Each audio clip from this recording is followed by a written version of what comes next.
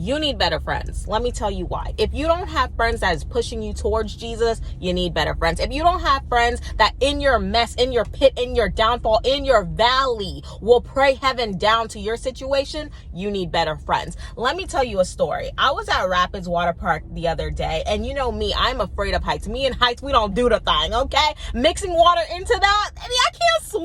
What? I was at Rapids Water Park and I was like, okay, I'm ready to do my first big girl ride because I was doing all the little kitty rides. And I end up going with my friend to my first big girl ride. And as I'm going up the steps, I can feel myself like starting to get a little bit anxious. And by the time that I got up and I was looking over the whole West Palm Beach, I was like panicking at that moment. And I was just like so terrified. And my friend just kept on encouraging me. And she just said, "Ved, there's nothing to fear. There's nothing to fear. There's nothing to fear but God himself. There's nothing to fear. There's nothing to fear."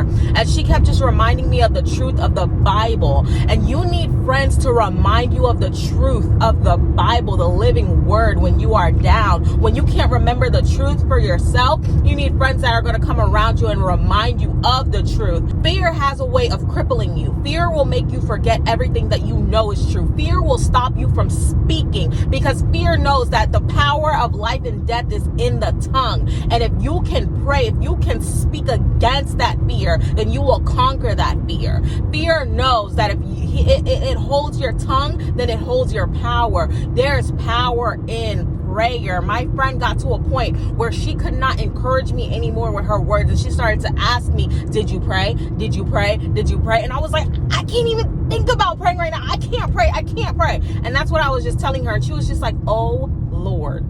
And she took her hand and she placed it on my arm. And how many of you guys know that there's a power in laying your hands on someone? There's a power when you lay your hands on someone and you pray over them. Guys, you need friends that who in your valley, in your tough times, in your trials, in your tribulations, when you can't do for yourself, they're able to do for you. When your cup is empty and you have nothing, that they have enough overflow to fill your cup. And when they are empty, you have enough overflow to fill their cup. It needs to be an equally yoked friendship. Then the Bible, that says two are better than one. When one falls, the other can pick them up. And if they get cold, they can warm each other up. And three is better. 3-strand cord is better. And guys, community.